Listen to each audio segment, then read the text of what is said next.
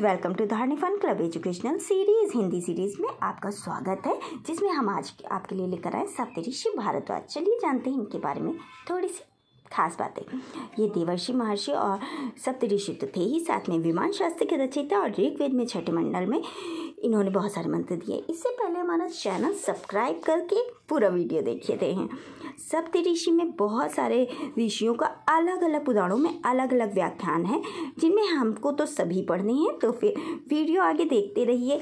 अलग अलग पुराणों में कई सप्तऋषि अलग अलग दिए हुए हैं। आज हम पढ़ रहे हैं ऋषि भारद्वाज, जो कि हम सप्तऋषि कहे जाते हैं।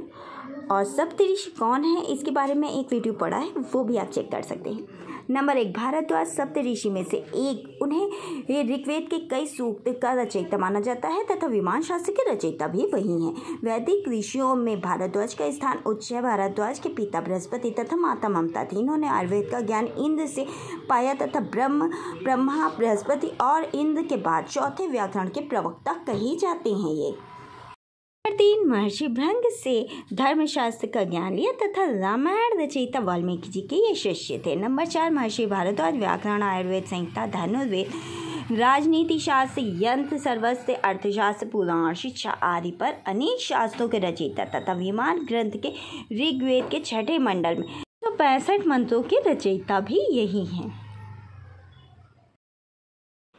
नंबर 5, भारद्वाज ऋषि ने स्वर्गलोक को जाकर आदित्य से सामोच्च प्राप्त किया, इसलिए वे सर्वाधिक आयु प्राप्त करने वाले ऋषियों में से एक हैं तथा इन्होंने ऋषि चरक ने इन्हें अपरिमित आयु वाला बताया है। नंबर 6, इनका आश्रम गंगा जमुना के बीच प्रयागराज में स्थित है तथा इन्होंने ही प्रयागराज के अधिष्ठाता भगवान श्री द्वादश माधव की परिक्रमा, संसार में पहली परिक्रमा इन्होंने पूर्ण की तथा प्रयागराज में स्नान करना और माधव जी की परिक्रमा करने से संपूर्ण फल प्राप्त होता है।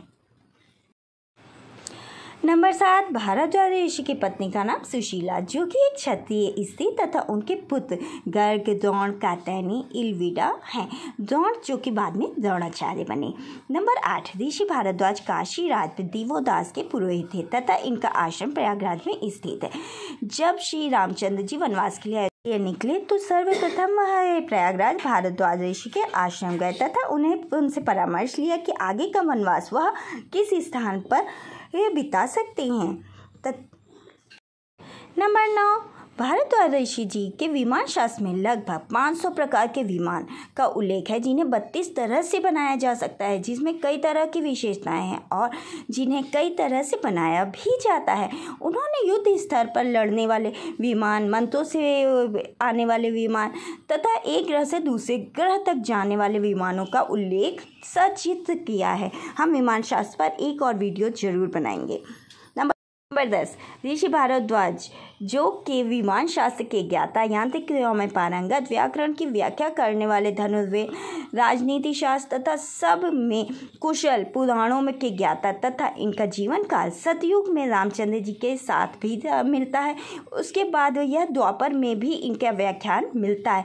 कलयुग आते आते इन्होंने स्वर्ग को प्रस्थान किया तथा इनके विमान शास्त्र को पढ़ने के बाद अब उसमें रुचि और बढ़ गई है, इसलिए हम एक विमान शास्त्र पर जरूर वीडियो जो आपके लिए लेकर आएंगे और अगले वीडियो का इंतज़ार करिएगा। तब तक हमारा चैनल सब्सक्राइब कर लीजिए, वरना फिर नोटिफिकेशन आपके पास नहीं आएगी। जय हिंद, वंदे मातरम।